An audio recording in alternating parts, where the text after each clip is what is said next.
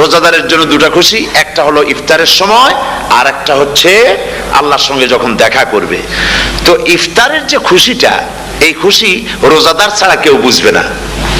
ইফতার সারাদিন রোজা রাখার পর সামনে পেঁয়াজি, বেগুনি, সালাদ, তরমুজ, মিষ্টি, তারপরে আম্বালা সুইট মিটের নানান রকমের মিষ্টি, এরপরে মুড়ি, কত কিছু সব সামনে নিয়ে বসে আছে।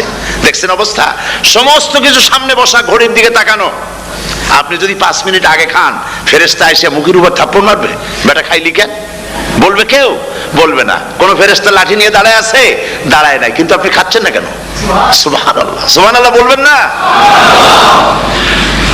অন্তত 1500 বছর আগে আল্লাহ রাব্বুল আলামিন নির্দেশ করে রেখেছেন, সূর্য সাদা হওয়া থেকে, পূর্ব দিগন্ত সাদা হওয়া থেকে শুরু করে পশ্চিম দিগন্তে যখন কালো হয়ে কালো রেখা দেখা দেবে, যখন মাগরিব হয়ে যাবে, সূর্যাস্ত যাবে, ততক্ষণ পানাহার আর স্ত্রী সম্ভোগ থেকে বিরত থাকো।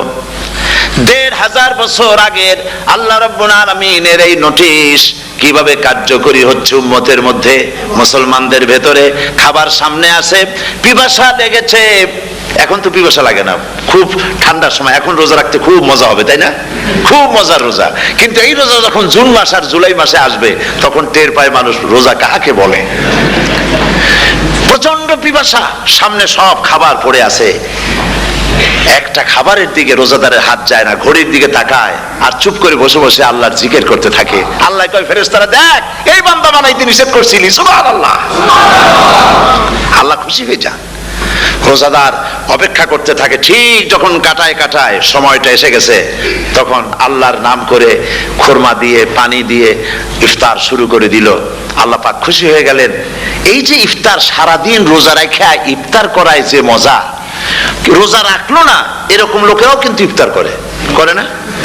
পুরান ঢাকায় আছে, ঢাকার তো কয়েকটা এলাকা আছে, পুরান ঢাকার লোকেরা নাকি বলে যে, যারা রোজা রাখে না তারা বলে যে, রোজা না রাখে একরকম পাপ করছি, আর ইফতার না করে কবিরা গুনাহ করবো নাকি, ইফতার তো করাই লাগবে। তো খুব মজা করে ইফতার করে তারা। তো সারাদিন রোজা রেখে পেঁয়াজি, ছোলা, বুট, মুড়ি খাওয়ায় যে মজা, সারাদিন ভাত খাইয়া তারপরে ইফতারের শরীক হওয়া, ছাগলে ঘাস খাইলে যেমন লাগে ওইরকম তার মুখে লাগে, এই মজা পাবে না। রোজাদারের যে মজা লাগে সেই মজা সে পাবে না। সারা মাস রোজা থাকার পর, আল্লাহর হুকুম মেনে সারা রাত রোজা রাখার পর, তারপরে ঈদের দিনে জামা কাপড় পরিষ্কার করে, শেরওয়ানি গায়ে লাগাইয়া, পাঞ্জাবি পরে, আতর মেখে, এরপরে ঈদের জামাতে যখন দাঁড়ায় যায়, সে যে মজা পায়, সারা মাস রোজা রেখে ঈদের জামাতে গিয়ে সে যে মজা পায়, যে রোজা রাখলো না, ঈদের দিনে খুব জামা, পাজামা, সেন্ট এগুলো মেখে টেকে প্রথম কাতারে গিয়ে দাঁড়ায় গেছে, ও সেই মজা পাবে না। ওর মনের মধ্যে একটা চোর চোর ভাব থেকেই যায়। সে মনে মনে ভাবে, এই জামাত আমার না, জোর করে আসছি, এইখানে দাঁড়াবার যোগ্যতা আমার নাই। মনের মধ্যে সে একটা অপরাধী ফিল করে, সে ফিল করতে থাকে। সুতরাং রোজাদারের জন্য দুইটা খুশি, একটা হচ্ছে ইফতারের সময়, আর একটা খুশি হবে যখন আল্লাহ তাদেরকে দেখা দেবেন। সুবহানাল্লাহ। এই রোজা আল্লাহ পাক দান করেছেন। আচ্ছা, কি জন্য রোজা আমাদের দিলেন? এই জন্য দিয়েছেন যে একটা মাস পৃথিবীর মুসলমানরা না খেয়ে থাকুক দিনের বেলায়, ওই না খেয়ে থাকার যে খাবারগুলি বাঁচবে, এগুলি আল্লাহ অন্য কোন এলাকার মানুষদের খাওয়াবেন নাকি? এই জন্য করেছেন রোজা, এই জন্য করেন নাই। রোজার ফজিলত আল্লাহর নবী বলেছেন, রমজান মুবারকের এত ফজিলত, মানুষ যখন কোন ইবাদত করে, আল্লাহ পাক সেই ইবাদতের নেক আমলের সওয়াব 10 থেকে শুরু করে 700 পর্যন্ত বাড়ায় দেন। 10 থেকে শুরু করে 700 করে 700 বাড়ায় দেন, ইল্লা সাওম, রোজা ছাড়া।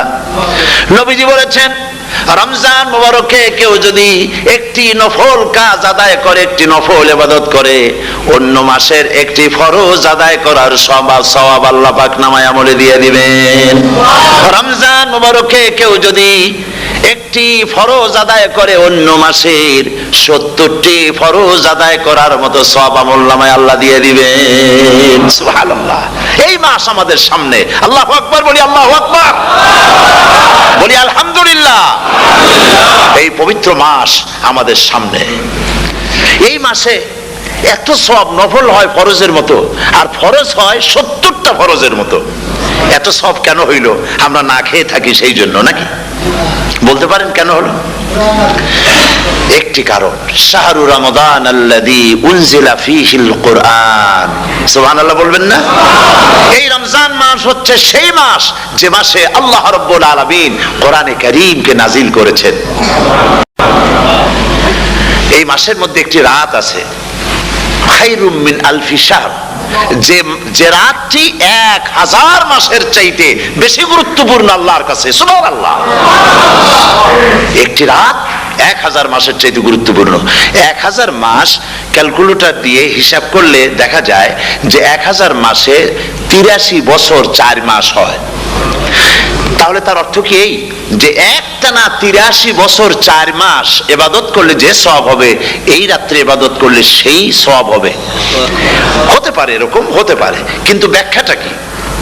ব্যাখ্যাটা হচ্ছে এই, আরবিতে আলফুন শব্দ দিয়ে 1000 বোঝানো হয় না।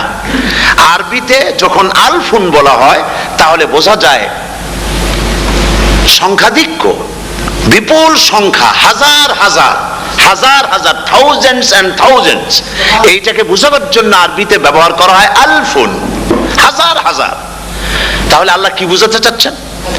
আল্লাহ রাব্বুল আলামিন তিনি আয়াত দ্বারা বুঝাতে চান, এর ব্যাখ্যা হচ্ছে এই পৃথিবীর মানবতার কল্যাণের জন্য, এই পৃথিবীর মানুষের ভালাইয়ের জন্য, মঙ্গলের জন্য হাজার হাজার মাস ধরে এই পৃথিবীর মানুষের যে কল্যাণ হয় নাই, এই রমজান মোবারকে একটা রাত আছে যেই রাতে আল্লাহ রাব্বুল আলামিন মানবতার সেই কল্যাণ করেছেন। সেই কল্যাণ কি দিয়ে করেছেন? শাহরু রমাদান আল্লাযী উনজিলা ফীহিল কোরআন, কোরআন নাজিল করে পৃথিবীর মানুষকে সেই কল্যাণ আল্লাহ দিয়েছেন। সুবহানাল্লাহ। বন্ধুগণ, কোরআন, কোরআন কি নিয়ামত আমাদের কাছে! সেই নিয়ামতকে আমরা চিনলাম না, আমরা বুঝতে পারলাম না কত বড় নিয়ামত আল্লাহ আমাদের দান করেছেন। এই কোরআন যেন আপনি শুনতে পারেন, পড়তে পারেন, বুঝতে পারেন, সেই জন্য আল্লাহ রাব্বুল আলামিন শরিয়াত কি সুন্দর ব্যবস্থা করেছে। কোরআন শোনার জন্য রমজান মুবারকে তারাবিহের নামাজের ব্যবস্থা করা হয়েছে। সুবহানাল্লাহ, সুবহানাল্লাহ। যারা সব সময় পড়তে পারেন না, কোরআন তেলাওয়াত জানেন না, অথবা সারা বছর এক খতম কোরআন শরীফ পড়া হয় না, শরিয়াত কি সুন্দর বিধান করলো যে আপনি যেন 30 পারা কোরআন শরীফ শুনতে পারেন।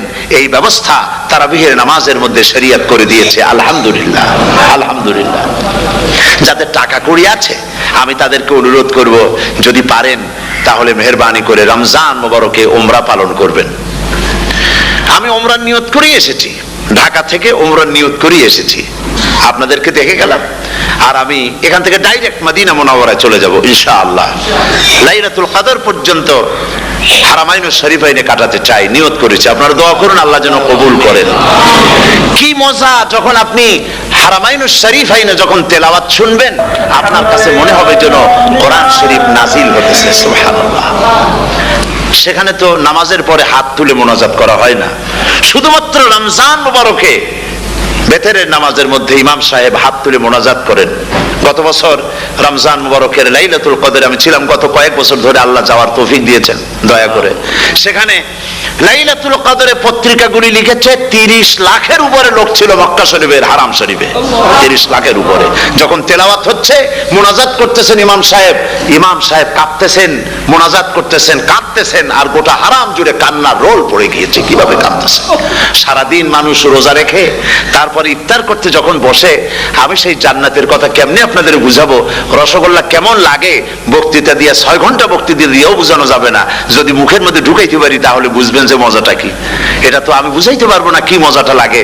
সারাদিন রোজা রাখার পর সমস্ত লক্ষ লক্ষ মুসল্লিরা বসে আছে মক্কা শরীফে, কাবা শরীফ সামনে, এখানে বসে আছে। রোজাদারের সামনে আছে জমজমের পানি আর মদিনা মুনাওয়ারার খুরমা। আল্লাহর ঘর সামনে, জান্নাতের থেকে আর কাকে বলে! সুবহানাল্লাহ। আর মসজিদে নববীর ভিতরে, মদিনার আকর্ষণ কাশাস আলাদা মদিনা শরীফের। আপনাকে যদি পাইয়া যায় কোন আরব, কোন মাদানী, আপনারা ছাড়বেই না, আদর করে পাশে বসাবে, তোমারে আমি এই জিনিস খাওয়াবো, এইটা দিয়ে ইফতার করাবো, আমার কাছ দিয়ে তুমি উঠতেই পারবে না, আপনাকে জোর করে বসায় দিবে। মসজিদে নববীতে রিয়াদুল জান্নাহ রাসূল করিম সাল্লাল্লাহু আলাইহি ওয়াসাল্লামের কবর শরীফের কাছে বসে আপনি ইফতার করতেছেন, কত বড় নসিব। সেই জন্য আমি বলি, হলিডে করার জন্য আমেরিকা, সিঙ্গাপুর, হাবিজাবি এই সমস্ত ঘুরে কোনো লাভ নাই। হলিডে করতে চান, রমজান মুবারকে চলে যান হারামাইনুশ শরীফাইন, মদিনা আল মুনাওয়ারা, মক্কা আল মুকাররমা, কপাল খুলে যাবে, জিন্দেগীর সমস্ত গুনাহ খাতা আল্লাহ পাক maaf করে দিবেন। রাসূল করিম সাল্লাল্লাহু আলাইহি ওয়াসাল্লাম বলেছেন, রমজান মুবারকে যে উমরা করলো সেজন্য হজ আদায় করলো, সুবহানাল্লাহ। অন্য রিওয়ায়াতে এসেছে, যে ব্যক্তি রমজান মুবারকে উমরা করলো সেজন্য আমার সাথে হজ আদায় করলো, সুবহানাল্লাহ। তো বলতেছিলাম যে কোরআনে কারীম হচ্ছে একটি বিরাট নিয়ামত, এই নিয়ামত শোনানো হয় রমজান মুবারকে। আমি এবার এসে খুব খুশি হলাম একথা শুনে যে ইস্ট লন্ডন মসজিদ তারা একটা ব্যবস্থা করেছে, সুন্দর একটা রেডিও তারা আবিষ্কার করেছে, না কি করছেন আপনারা? ট্রান্সমিটার তৈরি করেছেন, ওনারা ওখানে রেডিও বিক্রি করেন। আপনারা বহুটা খরচ করেছেন, তারা হাজার হাজার পাউন্ড খরচ করে টাওয়ার বানিয়েছেন এবং একটা ফ্রিকোয়েন্সি তারা নিজেরা নিয়েছেন, আর রেডিওগুলি 125 পাউন্ড করে ওনারা দিচ্ছেন খরচ হিসেবে। এটা যারা নিয়ে যায় ঘরের মধ্যে বসে তারাবিহের তেলাওয়াত তারা শুনতে পাবেন। মহিলারা অনেক সময় আসতে পারেন না, মহিলারা ঘরে বসে শুনতে পারবেন। ওই ইস্ট লন্ডন মসজিদে যত ওয়াজ হবে, তেলাওয়াত হবে, নামাজ হবে, আজান হবে, ওয়াজ হবে, জিকির হবে, সব আপনার ঘরে বসে আপনি শুনতে পারবেন। আল্লাহ রাব্বুল আলামিন এই ইকদামকে, এই পদক্ষেপকে আল্লাহ কবুল করুন, সবাই বলেন আমিন। এবং প্রত্যেকের ঘরে ঘরে এই রেডিও পৌঁছে যাক, আমরা বলি আমিন। আল্লাহ যেন কবুল করেন। আপনি ঘরে বসে মসজিদের সমস্ত প্রোগ্রাম পেতে পারবেন। আর কি সুন্দর, সেখানে যিনি তেলাওয়াত করেন, আজান দেন, আলহামদুলিল্লাহ, তার আজান শুনলে পরে তো মনে হয় যে আমি মক্কা শরীফে চলে গেছি, মদিনায় চলে গেছি। আর তেলাওয়াত কত সুন্দর, আলহামদুলিল্লাহ। আল্লাহ তার প্রতি রহম করুন, আমরা বলি আমিন। সুতরাং বলতেছিলাম যে এই পবিত্র রমজানুল মুবারক, এটি কি জিনিসটা, কি জিনিসটা বোঝাবার জন্য আমি বলি, যেমন এই ঘড়িটা এটা কেনার পর 2-1 বছর পর এটা ফাস্ট হয় অথবা কি হয়, স্লো হয়ে যায়। তখন এটাকে সারার জন্য আমরা হসপিটালে দেই। হসপিটাল মানে লন্ডন হসপিটাল না, ঘড়িরও হসপিটাল আছে, তো ঘড়ির হসপিটালে দিলাম। ওরা এটাকে দেখে শুনে ওয়াইলিং করে টরে দিল ঠিক মতো। একবার যদি ঠিক করে দিল, আবার আমার 1-2 বছর চললো, আর কোনো ডিস্টার্ব করবে না, ঠিক কিনা? আপনার গাড়ির ইঞ্জিন যদি কোনো রকমের অসুবিধা করে, তাহলে গাড়ির ইঞ্জিনকে ওভারহোলিং করতে হয়, ইঞ্জিন ডাউন দিতে হয়। একবার যদি ইঞ্জিন ডাউন দিলেন, ওভারহোলিং করলেন, তাহলে আপনার এই গাড়ি 5-6 বছরের জন্য আর হাত দিতে হবে না। এই কথাগুলি বুঝতে পারছেন কিনা? সারা জীবন, সারা মাস অন্যায় করার পরে, গুনাহ করার পরে মানুষের অন্তঃকরণে কালিমা লেগে যায়। আল্লাহ রাব্বুল আলামিন রমজান মুবারকের একটা ব্যবস্থা করেছেন, ইঞ্জিন ওভারহোলিং এর মতো, ইঞ্জিন ডাউন দেওয়ার মতো। আপনার কলবকে, আপনার আত্মাকে, আপনার বিবেককে, আমার বিবেককে পরিষ্কার করার জন্য রমজান মাস করে দিয়েছেন। রমজান মুবারকের একটি মাসের কোর্স যদি কমপ্লিট করা যায়, তাকওয়া দিয়া যদি ভরে দেওয়া যায়, তাহলে বাকি 11 মাস আরামসে চলবে, কোনো অসুবিধা হবে না। নবীজি বলেছেন, রমজান মুবারকে মাস আসার সঙ্গে সঙ্গে আল্লাহ রাব্বুল আলামিন তিনি জান্নাতের সমস্ত দরজাগুলি খুলে দেন, আর জাহান্নামের সব দরজাগুলি আল্লাহ রাব্বুল আলামিন বন্ধ করে দেন। সুবহানাল্লাহ।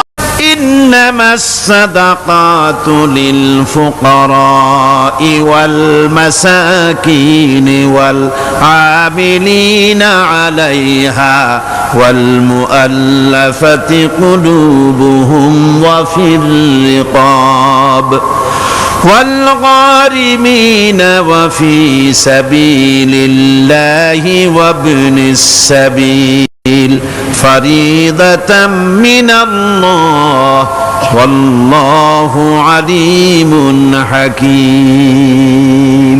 সূরা তওবার মধ্যে আল্লাহ পাক যাকাত কোথায় কোথায় দিবেন, খাতগুলি আল্লাহ বলে দিচ্ছেন। কোন আলহামদুলিল্লাহ। যেখানে সেখানে যাকাত দেওয়া যাবে না। যাকাতের জন্য খাত হচ্ছে 8টা। যাকাতের জন্য খাত কয়টা? 8টা। 8টি খাতে আপনার যাকাতের টাকা আপনি ব্যবহার করবেন, ব্যয় করবেন। প্রথম দিবেন ফকিরদেরকে। প্রথম দিবেন কাদেরকে? ফকির। ফকির কারা? ফকির হচ্ছে নিজের জীবন জীবিকায় অন্যের মুখাপেক্ষী। তারপরে শিশু, এতিম, বিধবা, জীবন চালানো খুবই কষ্টকর, অভাবগ্রস্ত লোক, এরা হচ্ছে ফকির।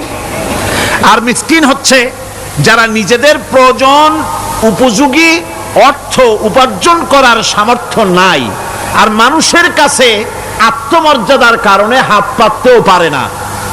এক কথায় এক গরিব ভদ্রলোক। আল্লাহ কোরআন শরীফ বলেছেন যে এদের চেহারা দেখে বুঝো জ্বর পেটে খাবার নাই, অথবা সে অসুবিধায় আছে, চেহারা দেখে বুঝে তাকে সাহায্য করো।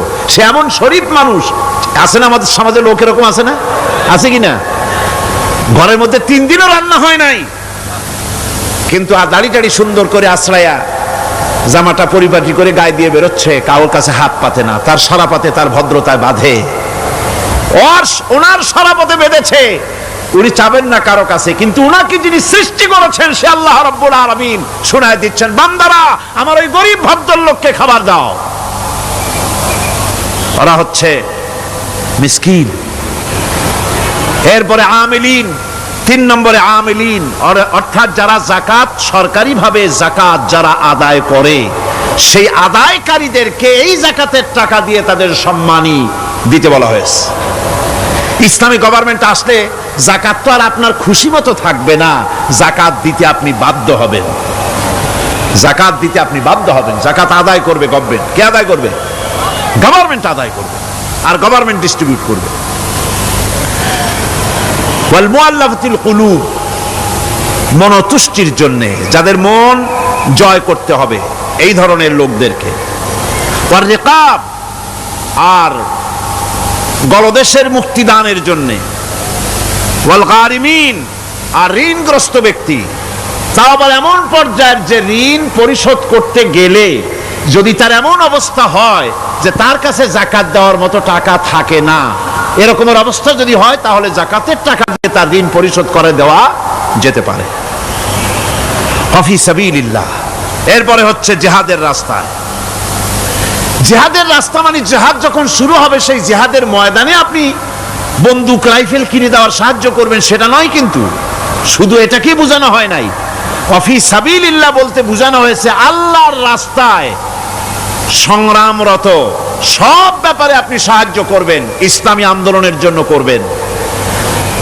যারা ইসলামের জন্য বইপত্র লেখে তাদের জন্য করবেন, যদি পয়সায় কুলাতে না পারে সেখানে সাহায্য করবেন।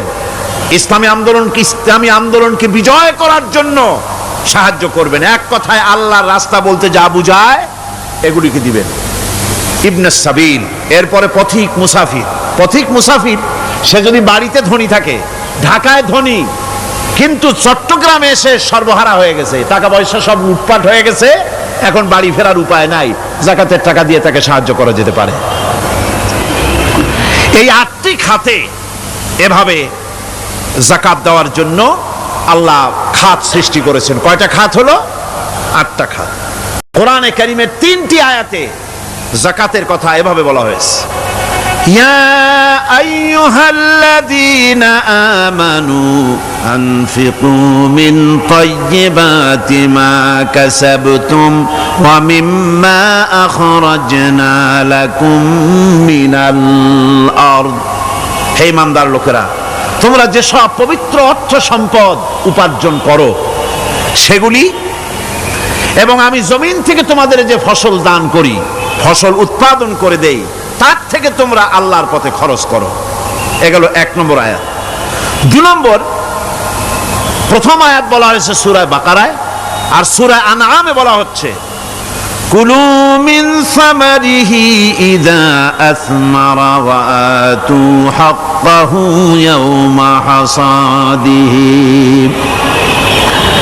তার উৎপাদিত ফল ফসল তোমরা খাও, আর ফসলের একটি অংশ ফসল কাটার দিনেই আল্লাহর হকটা, আল্লাহর অধিকারটা আদায় করে দাও। যেদিন তোমরা ফসল কাটবে সেদিনই এই অধিকারটা আদায় করে দাও।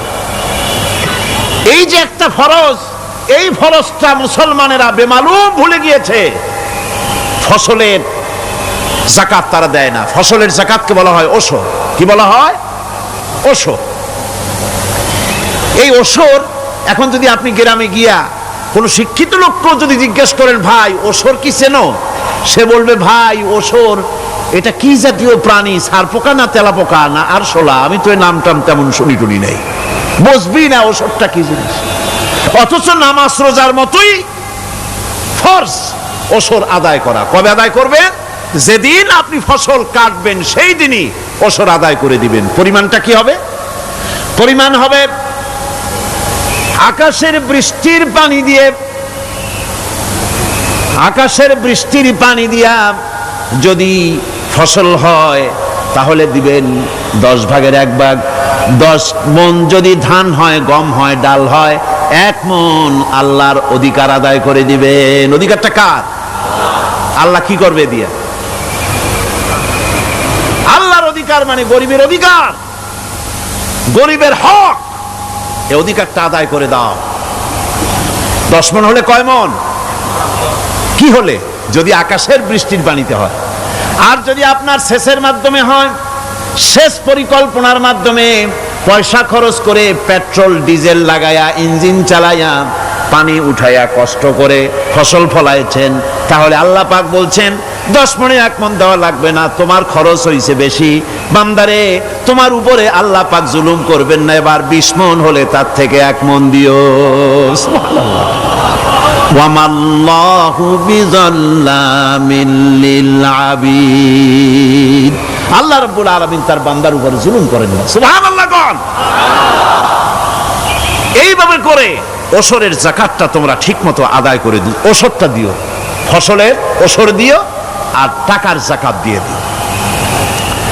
যারা এটা দিবে না তাদের সম্পর্কে আল্লাহ পাক সূরা তওবার ভিতরে বলেছেন والذين يكنزون الذهب والفضة ولا ينفقونها في سبيل الله فبشرهم بعذاب أليم।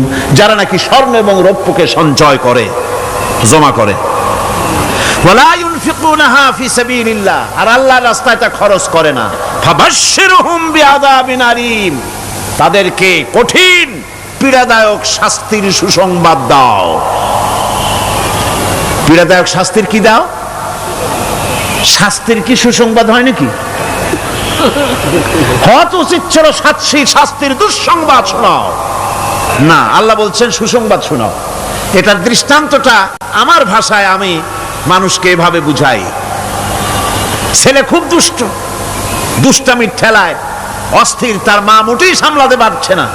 তখন মা বলে, বেটা আমার কথা তো শুনলি না, তোর বাবা আসুক, তারপরে আমি তারে নালিশ করব। এমন পিট্টি দেবে মজা টের পাবি। তখন পিট্টি দিলে কি মজা লাগে নাকি? তার মানে শাস্তির তীব্রতা বুঝাবার জন্য বলা হচ্ছে, মজাটা টের পাবা। আল্লাহ রাব্বুল আলামিন বলছেন কঠিন পীড়াদায়ক শাস্তির সুসংবাদ ওদের দাও, সোনা রূপা যারা জমা করে রাখে, যাকাত দেয় না, আল্লাহর রাস্তায় খরচ করে না। সোনা এখন পুরুষেরাও ব্যবহার করা আরম্ভ করছে। অবশ্য চিটাগংয়ে এমন কাম শুরু হয় নাই। ছাত্র, শিক্ষক, অফিসার গলায় একটা সোনার চেন, শীতের দিনেও সামনের বোতাম খুলে রাখে যাতে চেনটা সকলে দেখে।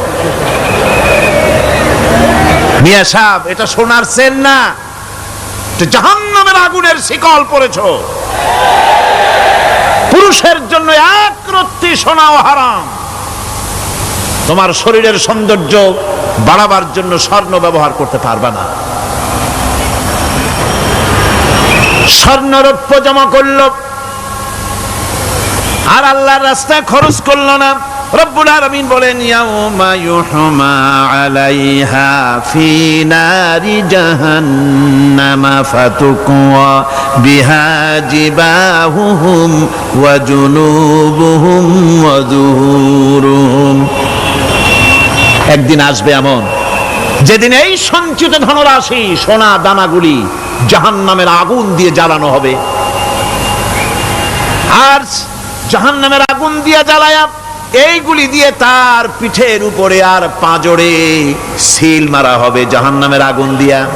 বলা হবে হাদা মা কানাজতুম লিআনফুসিকুম ফাযুকু মা কুনতুম তাকনিজুন। মজা চাখো, স্বাদ গ্রহণ করো, এ হলো তোমার সেই সঞ্চিত সম্পদ, সঞ্চিত ধনরাশি যা তুমি জমা করেছো আর আল্লাহর রাস্তায় খরচ করনি, এখন এর শাস্তি গ্রহণ করো। সুতরাং সঞ্চয় করা, মাল জমা করা এক শ্রেণীর লোক আছে। আল্লাহ পাক বলছেন আল্লাযী জামা মালান ওয়া আদ্দাদা, মাল জমা করে আর মোছে তেল মাখে। টেলিফোন করে, হ্যালো সোনালী ব্যাংকের ম্যানেজার সাহেব নাকি? বলে হ্যাঁ, দেখুন তো আমার ব্যালেন্সটা কত। উনি বললেন, বল্টু সাহেব আপনার ব্যালেন্স হচ্ছে 50,77,372 টাকা 79 পয়সা। তখন মোজ ঘষে, আতর লাগায়, তেল মাখে আর মনে মনে আনন্দ হয়, আরো কিছু জমা করতে পারলেই তো কঠিন কোটায় পৌঁছে যাব। আল্লাযী জামা মালান ওয়া আদ্দাদা, মাল জমা করে আর গুনতে থাকে, আল্লাহর রাস্তায় খরচ করে না। আল্লাহ রাব্বুল আলামিন বলছেন খুয মিন আমওয়ালিহিম সাদাকাতান তুতাহহিরুহুম ওয়া তুযাক্কিহিম বিহা, তাদের অর্থ সম্পদ থেকে যাকাত উসুল করে তাদেরকে পবিত্র করে দাও। যাকাত আদায় করার মানেই হলো তার সম্পদগুলি পাক হয়ে গেল। কোন আলহামদুলিল্লাহ, সম্পদ পাক হয়ে গেল, পবিত্র হয়ে গেল। আর যেই সম্পদের যাকাত দেওয়া হয় না, আল্লাহর রাস্তায় খরচ করা হয় না, তা সম্পূর্ণরূপে অপবিত্র, নাপাক। কি পরিমাণ সম্পদের নিসাবটা কেমন হবে? নিসাব হবে 52.5 তোলা রৌপ্য যদি আপনার কাছে থাকে, আপনি বাজার দর হিসাবে যাকাত দিবেন। স্বর্ণ 7.5 তোলা পর্যন্ত যদি হয়ে যায়, তাহলে অবশ্যই বাজার দর হিসাবে প্রতি বছর তার যাকাত দিবেন। ছাগল যদি 40টা থাকে যাকাত দিবেন, গরু যদি 30টা থাকে তাহলে যাকাত দিবেন। যাকাতের মাসলাটা খুবই কঠিন, যেখানে সেখানে গিয়ে জিজ্ঞেস করে এর জবাব পাওয়া সুকঠিন হয়ে যাবে। এই জন্য মাল পবিত্র করার জন্য, জাহান্নামের কঠিন শাস্তি থেকে বাঁচার জন্য আমি আপনাদেরকে উপদেশ দেব, সাজেশন করব, পরামর্শ দেব একটা বই পড়ার জন্য। বইটা লেখক হচ্ছেন আল্লামা ইউসুফ আল কারজাবী। বর্তমান আসরে, এই বর্তমান বিশ্বের একজন সাহসী মুফাক্কির ইসলাম, কাতার ইউনিভার্সিটির শরিয়া ফ্যাকাল্টির ডিন। তার লেখা ফিকহুজ যাকাত, বিশাল এই আরবি গ্রন্থের অনুবাদ করেছেন অনুবাদ রাজ্যের রাজা, এদেশে ইসলামী আন্দোলনের, এই ভূখণ্ডের পুরোধা, ইসলামী আন্দোলনের বর্তমান সব নেতাদের ওস্তাদ আল্লামা হযরত মাওলানা আব্দুর রহিম সাহেব রাহিমাহুল্লাহ, আল্লাহ তাকে জান্নাতুল ফেরদাউসের মেহমান বানায় নিক, জোরে কোন আমিন। তিনি এটার অনুবাদ করেছেন ইসলামে যাকাতের বিধান। ইসলামে, নামটা মনে রাখেন, ইসলামে যাকাতের বিধান। ইসলামী ফাউন্ডেশন বইটা বের করেছে, এত বড় 2টি খণ্ড। এই বইটি আপনারা সংগ্রহ করবেন, ইসলামের যাকাত বিধান। বইটি আপনারা সংগ্রহ করবেন মনে করে।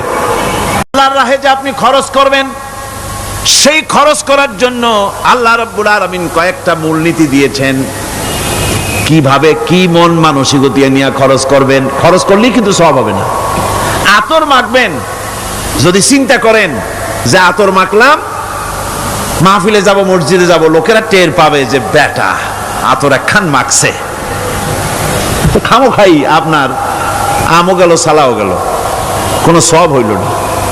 আর যদি আতর মাখেন এই নিয়ত করে আতর মেখেছি, রাসূল পাক সাল্লাল্লাহু আলাইহি ওয়াসাল্লামের একটা সুন্নাত আমল করলাম, আল্লাহ রাব্বুল আলামিন অসংখ্য নেকি আমল নামায় লিখে দিবেন। নিয়তের উপরে দারমাদার করছে সবকিছু। এখন আপনি যে খরচ করবেন, সেই খরচটা কিভাবে করবেন, কি মন মানসিকতায় করলে পরে আল্লাহ খুশি হবেন, সেই কথাটি আল্লাহ পাক কোরআনে কারীমের মধ্যে বলছেন। আমি আপনাদের সামনে সেগুলি বলছি।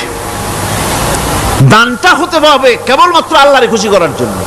মনে রাখেন, এটা হলো এক নম্বর। কি দানটা হতে হবে কারে খুশি? জোরে কোন? আল্লাহ পাক বলছেন, ওয়ামা তুনফিকুনা ইল্লা ইবতিগা ওয়াজহিল্লাহ, তোমরা যা কিছু খরচ করো তাতে আল্লাহর সন্তুষ্টি লাভ করা ছাড়া মনের মধ্যে অন্য কিছু যেন লক্ষ্য না থাকে। শুধুমাত্র আল্লাহর সন্তুষ্টি মনের মধ্যে তোমরা রাখবে। আর কাউকে কোন জিনিস দিয়ে তার কাছে অনুগ্রহ প্রকাশ করতে পারবে না। আমি তোমার এই উপকার করছিলাম, তুমি নেমক হারামের মতো আজ কথা বলো, এরকম বলে না? কাউকে কিছু দিয়ে অনুগ্রহ প্রকাশ করবে না, তার মনে ব্যথা দিবা না। الذين ينفقون أموالهم في سبيل الله ثم لا يتبعون ما أنفقوا منا ولا أذى, যারা আল্লাহর পথে খরচ করে এবং খরচ করার পর নিজের অনুগ্রহ প্রকাশ করে না এবং কাউকেও মনোকষ্ট দেয় না, টাকা দিয়া খোটা দিল না, মনেও কষ্ট দিল না, তাদের জন্য পুরস্কারটা কি শুনুন। আল্লাহ পাক বলেন পুরস্কার হচ্ছে লাহুম আজরুহুম ইনদা রাব্বিহিম ওয়ালা খাউফুন আলাইহিম ওয়ালা হুম ইয়াহজানুন, ওদের জন্য তার পরওয়ারদিগারের কাছে রয়েছে বিরাট পুরস্কার, আজরে আজিম। এদের জন্য কোনো ভয় নাই, কোনো চিন্তাও নাই, কিয়ামতে ডাইরেক্ট জান্নাতে চলে যাবে। সুবহানাল্লাহ। দানের এত ফজিলত যা ভাই আমি বলে শেষ করতে পারবো না, এত ফজিলত আল্লাহ দানের মধ্যে রেখেছেন। ত্যাগেই তো শান্তি, ভোগে শান্তি নাই, মজা কিসে? জোরে কন্যা, মজা কিসে? ত্যাগের ভিতরেই মজা। এরপরে আল্লাহ পাক বলছেন আল্লাহর পথে 3 নম্বরে হতেছে আল্লাহর পথে যা খরচ করবা বেছে বেছে ভালো জিনিসটা দিও, বাইসা বাইসা ছেঁড়া জামাটা দিও না। পকেটে হাত দিয়া দান করবে, পকেটে হাত দিয়া হাত আর বাইর করে না। কারণ কি? খুঁজে দেখে যে 10 পাই না 4 আনা, কম পয়সাটা দেবে, 12টা দেবে না। টাকা বের করে ওর মধ্যে ময়লা পচা গন্ধ লাগে, ওইটা দান করবে, আর টাটকা টাকাটা পকেটে রেখে দেবে। এই স্বভাব আমাদের আছে কিনা? কর আছে কিনা? আরে বাবা, টাকা কি আপনি পকেটে রাখতে পারবেন? ওটা দেওয়া লাগবে না, এরে দেন তারে দেন, কাউকে কিন্তু দেবেনি। আমাদের এই বদভ্যাস আল্লাহ আমাদেরকে মাফ করুন, কোন আমিন বলেন। আমিন। দান করার সময় বেছে বেছে খারাপটা দিও না, ছেঁড়া কাপড়টা দিও না, অখাদ্য কুখাদ্য দান করো না।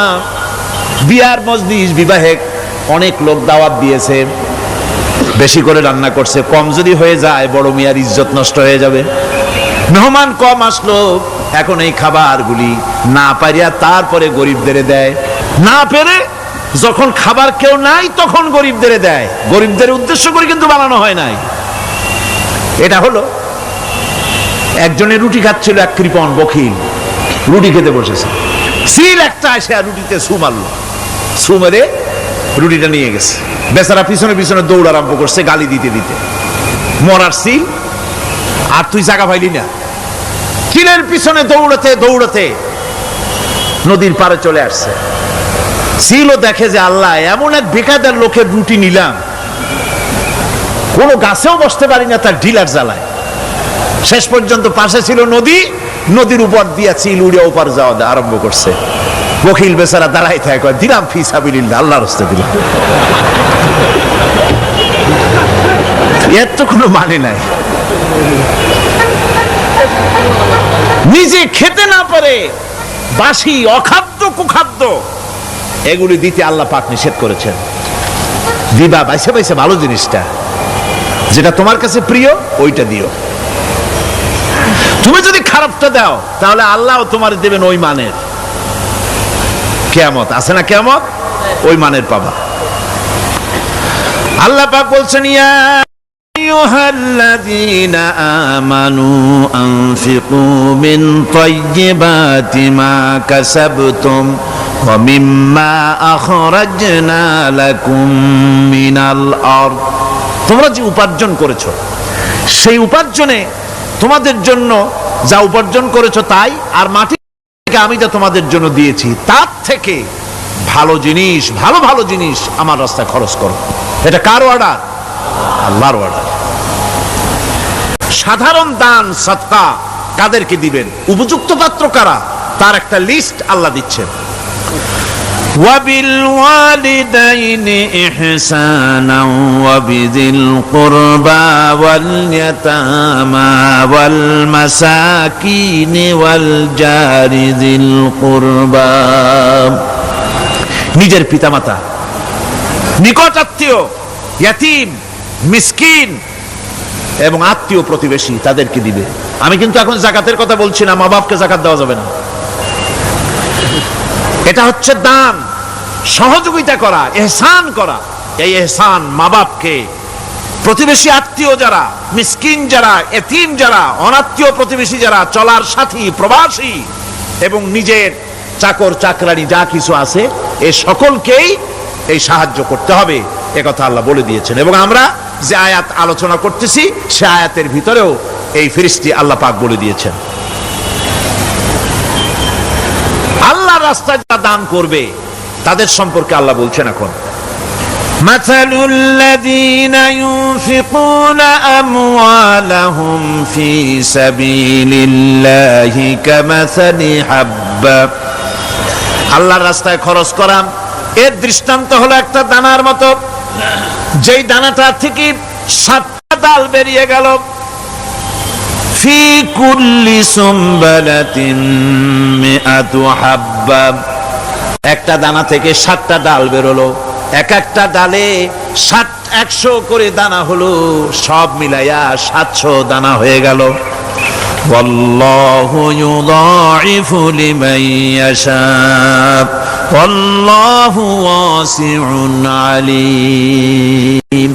আল্লাহ পাক বলেন এই পৃথিবীতে একটা দানায় 700 দানা যে আল্লাহ রাব্বুল আলামিন তোমার হাতে ধরায় দিলেন, সে আল্লাহ পাকের ব্যাংকে যদি টাকা জমা রাখো, আল্লাহর রাস্তায় যদি খরচ করো, 700 গুণ বাড়াইয়া আল্লাহ তোমার হাতে ধরাইয়া দিবেন। আল্লাহু ইউদাইফু লিমান ইয়াশা, আর আল্লাহ ইচ্ছে করলে এর থেকেও বেশি তোমাকে দান করবেন। সুবহানাল্লাহ, কোন জোরে। আর এই দান করতে হবে মরার আগে। কোন সময় দেবেন কোন? আমার দেশে বহু মুসলমান আছে যারা বলে, হুজুর আসি আপনাদের পিছনে, যা বলেন আসি, জীবন দিয়া দেব।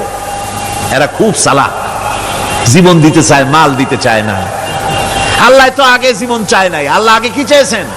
কোন আল্লাহ আগে কি চেয়েছেন? আল্লাহ চেয়েছেন মাল। وَتُجَاهِدُونَ فِي سَبِيلِ اللَّهِ بِأَمْوَالِكُمْ وَأَنفُسِكُمْ। আল্লাহ পাক বলেন জিহাদ করো আমার রাস্তায় মাল দিয়ে আর জান দিয়ে। মাল দাও আগে, মাল না দিয়া যদি আগে মরে যাও, মালটা তো থেকেই গেল। সুতরাং মাল আগে আমার রাস্তায় দাও। দেবা কখন? মরার আগে দাও। وَأَنفِقُوا مِمَّا رَزَقْنَاكُم مِّن قَبْلِ أَن يَأْتِيَ أَحَدَكُمُ الْمَوْتُ। আমার রাস্তায় খরচ করো মৃত্যু আসার আগে। فَيَقُولَ رَبِّ لَوْلَا أَخَّرْتَنِي إِلَى أَجَلٍ قَرِيبٍ। যদি মরার আগে না দাও, মৃত্যুর সময়, মৃত্যু যখন এসে গেল, সেই সময় যদি বলো, অনুশোচনা যদি করো, আহারে যদি আমি সময় পাইতাম, একটু খানিক যদি সময় দিতে, আল্লাহ একটু সময় আমারে যদি দাও, ফাসাদ্দাকা ওয়া আকুম মিনাস সালিহিন। দান সদকা করব, সব আল্লাহর রাস্তায় দিয়ে দেব, আর আমি সালেহ বান্দাদের মধ্যে শামিল হয়ে যাব। আল্লাহ একটু সময় আমারে দাও। আল্লাহ পাক বলছেন, ওয়ালা ইউআখিরাল্লাহু নাফসান ইযা জাআ আজালুহা আল্লাহু খাবীরুম বিমা তা'মালুন। মৃত্যুর নির্ধারিত সময় আসলে 1 সেকেন্ড আগে পাশে করা হবে না। সুতরাং মৃত্যুর আগে খরচ করো। আপনি মনে করবেন যে আপনি মরে গেলে পরে আপনার ছেলে মেয়ে আপনার জন্য করবে, খরচ করবে। হ্যাঁ করবে ঠিক, মরার পরে কুলখানি, কুলখানির পরে 40, তারপরে শেষ, এরপর আর করবে না। আপনার ছেলে মেয়ে যে আপনার জন্য করবে তার প্রমাণ তো আপনি নিজে। আপনি আপনার ছেলের মেয়ের জন্য কি করে, আপনার মা বাবার জন্য কি করছেন? আপনার মা বাবার জন্য যদি আপনি কিছু না করে থাকেন, আপনার ছেলে মেয়ে আপনার জন্য করবে না। সুতরাং নিজের কাজ নিজে করেন। আপনার পিঠ যদি চুলকায় আর নাতিরে যদি বলেন নাতি পিঠটা চুলকায় দাও, সে যে জায়গায় চুলকাবে আপনি করবেন উত্তর দিকে, সেই উত্তর দিকে দক্ষিণ দিকে, উপরে নিচে, পিঠে, পাছার কাছে, যে জায়গায় আঙ্গুল দেবে আপনি করবেন ওখানে না, আবার আরেকটু উপরে দাও, আরেকটু পাশে দাও, জায়গা মতো পড়বেই না। আর কষ্ট করে নিজের হাতটা যদি পৌঁছাইতে পারেন জায়গা মতো পড়ে, একবার চুলকানি মারলেই চুলকানি শেষ, ঠিক কিনা? সুতরাং আপনি অন্যের উপরে ভরসা না করে নিজের খরচ নিজেই করে যান, নিজের কাজ নিজে করে যান, আল্লাহর রাস্তায় খরচ করে যান, বেশি পরিমাণে খরচ করেন। যত খরচ করবেন আল্লাহ রাব্বুল আলামিন রাজি হয়ে যাবে। কোন সুবহানাল্লাহ। তাবুকের যুদ্ধের জন্য, তাবুকের জিহাদের জন্য আল্লাহর নবী চাঁদা চেয়েছিলেন। চাঁদা করা কোনো নাজায়েজ জিনিস না, তবে সাদাবাজ নাজায়েজ। মানুষকে কষ্ট দিয়ে পয়সা জবরদস্তিমূলক আদায় করা। 10,000 টাকা দিবেন মিয়া, 10 লাখ টাকা দিতে হবে, এত টাকা পাবো কে? আরে মিয়া পাবেন কই? রাইফেলের বাট দেখায়, তারপরে জামা প্যান্টের কাছে চুলকাতে গিয়া রিভলভারের বাট দেখায় দেয়। দেবেন না, আমার লোক এসে আদায় করে নিয়ে যাবে, তোমার বাপ দেবে কবরে উঠা। এটা জায়েজ নাই। কথা বুঝতে পেরেছি? রাসূল করিম সাল্লাল্লাহু আলাইহি ওয়াসাল্লাম সাহায্য চেয়েছেন, সাহায্য। রোমকদের সঙ্গে যুদ্ধ হবে, সাহায্য লাগবে, যার কাছে যা আছে নিয়ে আস। মহিলারা কানের দুল খুলে দিল, নাকের ফুল খুলে দিল, গলার হার খুলে দিল। মানুষেরা সাহাবায়ে কেরাম টাকা করি উজাড় করে দিতে লাগলেন। এত হলো, হুজুরকে দেখা যায় না, স্তূপ হয়ে গেছে, সোনাদানা টাকা পয়সা অস্ত্রপাতির স্তূপ। হুজুর বলছেন তোমরা তো সবাই দিলে, আমার আবু বকর কোথায়? হযরত সিদ্দিক আকবর রাদিয়াল্লাহু তাআলা আনহু, তিনি ছিলেন এক পিলারের আড়ালে, খামের আড়ালে, সেখান থেকে বেরিয়ে এসেছেন, হাতে 70টা পোটলা। হুজুর দেখেন হযরত আবু বকরের চোখে পানি, হুজুরের হাতে পোটলাটা উঠাই দিলেন। নবীজি পোটলা খুলে ছাড়লেন, কয়েক সের, কয়েক কেজি গম পড়লো আর কয়েকটা দিরহাম পড়লো। হুজুর হযরত আবু বকরের দিকে তাকায় দেখেন সিদ্দিক আকবর রাদিয়াল্লাহু তাআলা আনহুর চোখের থেকে পানি পড়ে দাড়ি ভিজে ভিজে পড়তেছে। আল্লাহর নবী বলেন, ও সাহাবীরা, তোমরা সবাই মিলে আজকে যে দান করেছো, সব দানের যত মর্যাদা হয়েছে তার থেকে একা আবু বকরের দানের মর্যাদা আল্লাহর কাছে বেশি হয়ে গেছে।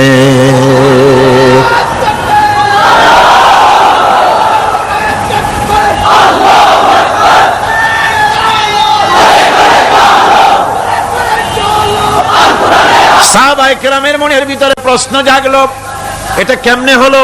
আমরা এত এত দিলাম। এই জিহাদে হযরতে ওমর রাদিয়াল্লাহু তাআলা আনহু তার জীবনের সঞ্চিত সম্পদের অর্ধেকটা, পুরা অর্ধেকটা দান করে দিয়েছিলেন। হুজুর সাহাবায়ে কেরামদের মনের অবস্থা বুঝলেন, প্রশ্ন করলেন তোমরা কে কত দিছো, বাড়ি কত আছে? প্রত্যেকেই বললেন এত দিছি, বাড়ি এত আছে।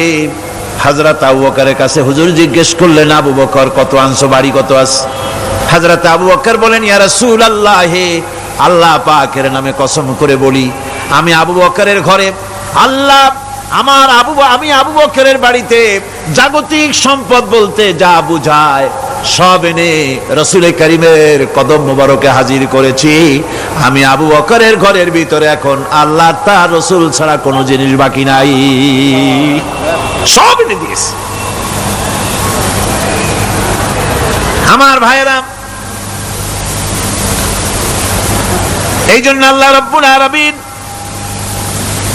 দানের ভিতরে বিরাট ফজিলত রেখেছেন। সাহাবায়ে কেরাম যদি এরকম দান না করতেন, এভাবে কোরবানি না দিতেন, ইসলাম এই পর্যন্ত আসতো না, ঠিক কি না? ইসলামের জন্য সবচেয়ে বড় অবদান নবীর পরেই সাহাবায়ে কেরাম রিদওয়ানুল্লাহি তাআলা আলাইহিম আজমাইন। এই জিহাদে হযরত আব্দুল্লাহ জুলবাজাদাইন কিচ্ছু দিতে পারেন নাই, বুখারী শরীফের হাদিস। কিছু নাই, দেবে কি? লুঙ্গিও আনতে পারেন নাই, ল্যাংটা হয়ে তাকে তাড়াই দেওয়া হয়েছিল ল্যাংটো করে, গায়ে জামা নাই, পরনে লুঙ্গি নাই, মার কাছ থেকে একটা ছেঁড়া কম্বল নিয়ে সেই কম্বল পরে আসছিলেন মদিনা মুনাওয়ারায়। তাবুকের যুদ্ধে কোনো চাঁদা তিনি না দিতে পেরে মনটা বড়ই দুর্বল, তিনি আল্লাহর নবীকে প্রতিমধ্যে গিয়া ধরলেন, তাবুকের দিকে যাচ্ছেন আর প্রতিমধ্যে নবীর সামনে গিয়ে দাঁড়ায় গেছেন, বলতেছেন ইয়া রাসূলুল্লাহ, এই জিহাদে আমি তো কিছুই দিতে পারলাম না, আমার তো কিছু নাই, দেওয়ার মতো কিছুই নাই, কিছুই তো দিতে পারলাম না, শরীরটা ছাড়া আমার কাছে আর কিছুই নাই, হুজুর আপনি আমার জন্য দোয়া করেন, আমি যেন ইসলামের জন্য আমার জানটা দিয়ে দিতে পারি। নবীজি বললেন একটা গাছের ছাল নিয়ে আসো, দেখো পাও নাকি। হযরত আব্দুল্লাহ ঘুরে ঘুরে একটা গাছের ছাল নিয়ে আসলেন, নবীজি ছালটা হাতে নিয়ে হযরতে আব্দুল্লাহ জুলবাজাদাইনের ডান হাতে বাঁধে দিলেন আর বললেন, আল্লাহ আমি আব্দুল্লাহর রক্ত কাফেরদের জন্য হারাম করে দিলাম, হে আল্লাহ তুমি আব্দুল্লাহর রক্ত কাফেরদের জন্য হারাম করে দাও। হযরত আব্দুল্লাহ কাঁদতে লাগলেন, বললেন আয় আল্লাহর নবী, আমি চেয়েছিলাম আমি শহীদ হয়ে যাব, জীবনটা দিয়ে দেব, আর আপনি আমার রক্ত হারাম করলেন, আল্লাহর কাছে দোয়া করলেন, কেমন কথা। হুজুর বলেন, আব্দুল্লাহ তোমার জন্য এমন দোয়া করা হয়েছে, এখন যদি তুমি ঘরে বসে জ্বর হয়ে মরো, আল্লাহ রাব্বুল আলামিন তোমার শাহাদাতের মর্যাদা দিয়ে দিবেন। তাবুকের প্রান্তরে যাওয়ার পর রাসূলের কাছে খবর এলো হযরতে আব্দুল্লাহ তীব্র কঠিন জ্বরে ভোগার পর তিনি ইন্তেকাল করেছেন। হুজুর বললেন তার জন্য কবর খোঁড়ো। বুখারী শরীফের হাদিসে এসেছে আব্দুল্লাহর জন্য কবর খনন করা হলো। একজন কবরের ভিতরে নেমে দাঁড়ালেন, দুইজনে আব্দুল্লাহর লাশ নিয়ে আসতেছি, একজনের পাশে আলো ধরিয়ে দাঁড়িয়ে আছেন, ছোট্ট টিমটিমে একটা আলো জ্বলতেছে কবরের পাশে। কবরের ভিতরে যিনি দাঁড়ানো তিনি বলতেছেন, লাশ যারা বহন করতেছো তোমাদের ভাইয়ের প্রতি আদব করো, আদব করে নিয়ে আসো, মর্যাদার সাথে নিয়ে আসো। কবরে যিনি দাঁড়ায়া আব্দুল্লাহর লাশ ধরলেন তিনি আর কেউ নন, তিনি বিশ্বনবী জনাবে মুহাম্মদুর রাসূলুল্লাহ সাল্লাল্লাহু আলাইহি ওয়াসাল্লাম। আল্লাহর নবী নিজ হাতে হযরত আব্দুল্লাহ জুলবাজাদাইনের লাশ ধরে কবরের মধ্যে শোয়াই দিলেন। এরপরে কবরের উপরে হুজুর উঠে আসলেন, নিজের হাতে কবরের উপরে মাটি দিলেন আর বললেন, তোমরা আমার কাছে যারা আছো সরে যাও। ওনারা সরে দাঁড়ালেন। আল্লাহর নবী কবরের উপরে দুই হাত বিছায় দিয়া নবীজি বলতে লাগলেন, আয় আল্লাহ রব্বুল আলামিন, আজকের সন্ধ্যা পর্যন্ত আমি এই আব্দুল্লাহর উপরে রাজি ছিলাম, আয় আল্লাহ তুমিও আব্দুল্লাহর উপরে রাজি খুশি হয়ে যাও। হযরত আব্দুল্লাহ বিন মাসউদ রাদিয়াল্লাহু তাআলা আনহু চিৎকার মেরে কেঁদে উঠছিলেন যে হারে, আজকের কবরে আব্দুল্লাহর লাশ না হয়ে যদি আমার লাশটা হইতো। আল্লাহর দ্বীনের জন্য এমন খরচ তারা করেছেন, এভাবে তারা খরচ করেছেন, নিজেদের জীবন দিয়েছেন, জান দিয়েছেন, মাল দিয়েছেন। অনেক মানুষ আছে কারা জয় হবে, কারা জিতবে তাদেরকে পয়সা দাও, যারা জিততে পারবে না তাদের পয়সা দিও না। বড় বড় ধনী মানুষ আছে দিতে পারে 5 লাখ 10 লাখ, দেয় মাত্র 500 টাকা। আবার যাদের উপরে ধারণা ওরা বুঝি জিতে যাবে তাদের দেয় 2, 5, 10 লাখ 1 কোটি পর্যন্ত দিয়ে দেয়, আছে না? আছে। আল্লাহ পাক বলেন, ওয়ামা লাকুম আল্লা তুনফিকু ফি সাবিলিল্লাহ, আল্লাহর পথে খরচ করার ব্যাপারে তোমাদের আপত্তি কেন? কি হয়েছে তোমাদের? কেন আল্লাহর পথে খরচ করতে পারো না? ওয়ালিল্লাহি মিরাসুস সামাওয়াতি ওয়াল আরদ, অথচ আসমান এবং জমিনের সব কিছুর মালিকানা কার? আল্লাহর না। ওয়াজ তো আমি করি, গলায় অসুবিধা হলে আমার হবে, আপনাদের তো হওয়ার কথা না। শুনতে শুনতে গলা ভাঙছে। আকাশ আর জমিনে যা কিছু আছে সবটার মালিক কে? আল্লাহর নাম কি? যেমনটি জোরে নেওয়া উচিত ছিল গায়ের আওয়াজ দিয়া, গলার আওয়াজ দিয়া, তেমন আওয়াজ দিছিলেন না, দিলের থেকে বড় আওয়াজ হইত। গায়ের শক্তি দিয়ে আল্লাহ পাকের নাম নেন। আকাশ জমিন সবকিছুর মালিকানা কার? সে আল্লাহ রাব্বুল আলামিন বলেন, লা ইয়াস্তাবি মিনকুম মান আনফাকা মিন ক্বাবলিল ফাতহি ওয়া ক্বাতালা। আল্লাহ পাক বলছেন, তোমাদের মধ্য থেকে যারা আল্লাহর রাস্তায় অংশগ্রহণ করে, যারা লড়াই করে, আর যারা খরচ করে বিজয়ের পূর্বে, যারা লড়াই করে না আর খরচ করে না বিজয়ের পূর্বে, তারা কখনো সমান নয়। সুদিনে বসন্তের কোকিল হবা, ইন্নী মাকুম, আমরাও আপনাদের সাথে ছিলাম, এটার কোনো দাম নাই। সুতরাং ইসলামের বিজয় আসবে ইনশাআল্লাহ। বলেন ইনশাআল্লাহ। ইসলামের বিজয় আসবে। বিজয় আসার পর এরপর আপনার টাকা দিয়া হবেটা কি? তখন টাকার অসুবিধা হবে না ইনশাআল্লাহ। এখন টাকা দরকার, ইসলামের জন্য এখন পয়সা দরকার।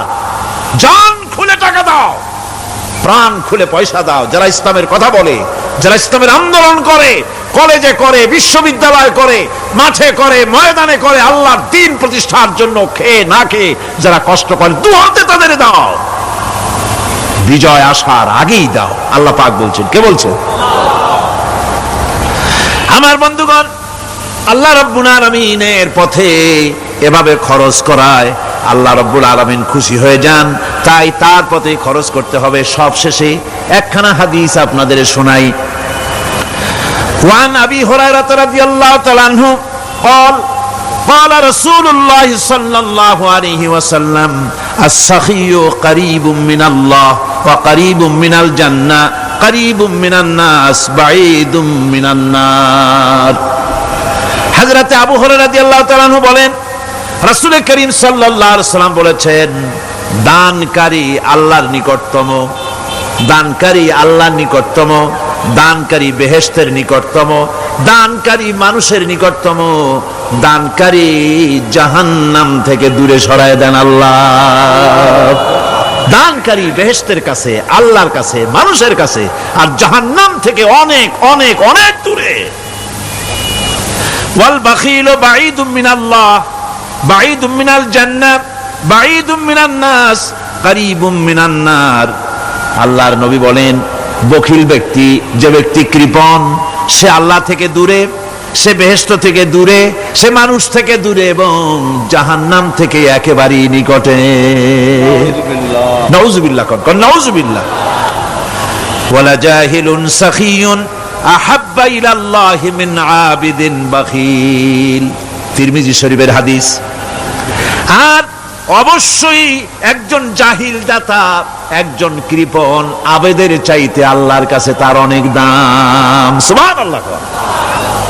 সুতরাং আল্লাহর পথে প্রাণ খুলে আল্লাহর পথে দেওয়ার জন্য মন তৈরি করুন। আল্লাহ যা দিয়েছেন, যেমন জোয়ার, যেমন ভাটি তেমন জোয়ার। কুয়ার পানি যদি না উঠান, কুয়ার পানি ক্রমান্বয়ে পচে যাবে, নষ্ট হবে। পানি যত উঠাবে, কুয়া পানি তত জারি থাকবে। কোন সুবহানাল্লাহ।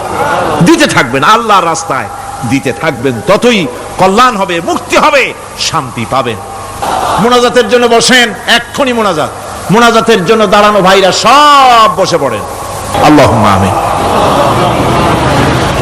রব্বানা যালামনা আনফুসানা ওয়া ইন লাম তাগফির লানা ওয়া তারহামনা লানাকুনান্না মিনাল খাসিরিন। রব্বানা لا تزغ قلوبنا بعد إذ هديتنا وهب لنا من لدنك رحمة إنك أنت الوهاب। আয় আল্লাহ তাআলা, এই বিশাল জনসমুদ্র নিয়ে তোমার দরবারে হাত তুলেছি পবিত্র মেরাজের রজনীতে। আয় আল্লাহ, তুমি দয়া করে মেহেরবানি করে আমাদের আলোচনা, দুরুদ সালামের সওয়াব আমাদের বিশ্ব নবী, তোমার প্রিয় হাবিব জনাবে মুহাম্মদ রাসূলুল্লাহ সাল্লাল্লাহু আলাইহি ওয়াসাল্লামের রূহ মুবারকে পৌঁছায়া দাও। সমগ্র বিশ্বের মাটির নিচে যত মুমিন মুমিনাত শুয়ে আছেন, তাদের আরো আর পরে সওয়াব পৌঁছায়া দাও। আমাদের মা বাপ যাদের দুনিয়া থেকে বিদায় হয়ে গেল, আল্লাহ কবরগুলিকে জান্নাতের টুকরায় পরিণত করে দাও। রব্বিরহামহুমা কামা রব্বায়ানি সগীরা। পড়েন সবাই, রব্বিরহামহুমা কামা রব্বায়ানি সগীরা। আয় আল্লাহ তাআলা, বহু মানুষ দোয়া চেয়েছি, কতজনের কত কষ্ট, কেউ হসপিটালে আছে, কারো অপারেশন হবে, কেউ বা মরে গেছে, কেউ বা মামলা মোকদ্দমায় আছে, কেউ বা পারিবারিক অশান্তিতে আছে। আল্লাহ যিনি যেই নিয়তে দোয়া চেয়েছে মেহেরবানি করে সেই নেক নিয়ত তোমার দরবারে কবুল করে নাও। বিপদগ্রস্ত লোকগুলির বিপদ থেকে বাঁচাইয়া দাও। আয় আল্লাহ রাব্বুল আলামিন, এই মাহফিলে লক্ষ লক্ষ জনতা সমুদ্রের ঢেউর মতো চতুর্দিক থেকে আসতে থাকে। তুমি আর তোমার কোরআন আর তোমার রাসূল ছাড়া কোনো স্বার্থ কারো মনে নাই। কাউরে রিক্সা ভাড়া দেওয়া হয় না, ট্রাক ভাড়া, বাস ভাড়া কাউকে দেওয়া হয় না, এক লোকমা খানাও এখানে পায় না, তাবাররুক বা সিন্নি বিতরণও হয় না। আয় আল্লাহ, নিঃস্বার্থ ভাবে এই লোকগুলি যাতায়াত করে। আল্লাহ তোমার কোরআনের বরকতে সকলকে তুমি গুনাহ মুক্ত করে দাও। আয় আল্লাহ তাআলা, যাতায়াত আসান করে দিও, যাতায়াতের পথে কারো যেন কোনো বিপদ না হয়ে যায়।